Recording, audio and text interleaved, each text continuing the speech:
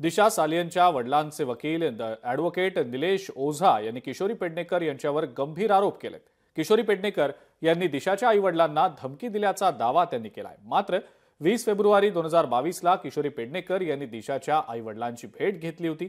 या भेटीत नेमकं काय झालं होतं त्याची माहिती लोकशाही मराठीकडे आहे, पाहूया।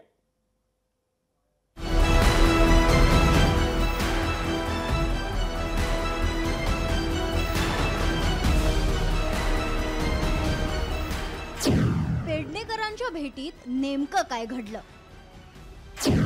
पेडणेकरांनी धमकी दिली होती का?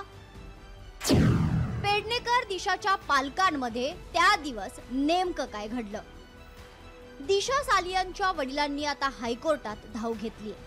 त्यात त्यांनी आदित्य ठाकरे, त्यांचा एक अंगरक्षक सूरज पांचोली आणि दिनो मोरिया यांची चौकशी करण्याची मागणी केली।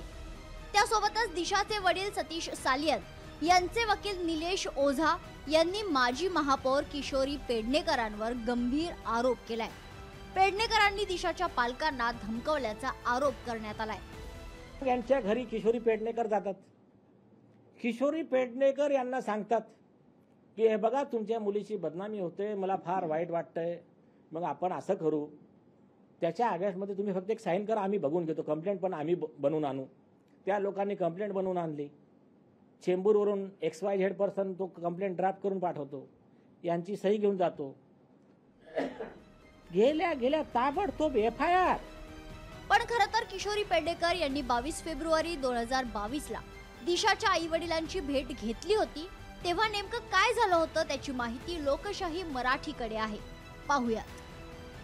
हमें अच्छा होएगा करके ये लोग हमें बदनाम कर रहे हैं, बच्ची को बदनाम कर रहे हैं, हमारे बच्ची को वो गई उनका तकलीफ हम झेल रहे हैं, लेकिन ये लोग का क्या ये है हक है उनका हमें बदनाम करने का।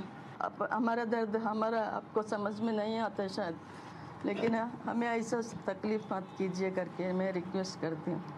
हम लोग को जीने दो, बस शांति से जीने दो, उतना ही खत्म।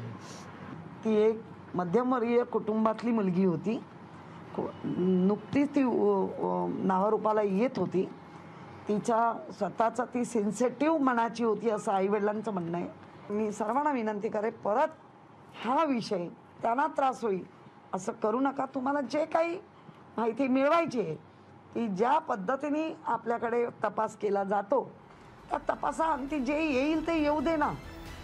हे तर झालं 3 वर्षांपूर्वीचं, पण आता दिशाच्या वडिलांच्या वकिलांनी पुन्हा एकदा किशोरी पेडणेकर यांच्यावर आरोप केलेत। त्यामुळे या प्रकरणात नवा ट्विस्ट आलाय। आता या प्रकरणात आणखी काय काय समोर येतं ते देखील पाहावं लागणार आहे। ब्युरो रिपोर्ट, लोकशाही मराठी।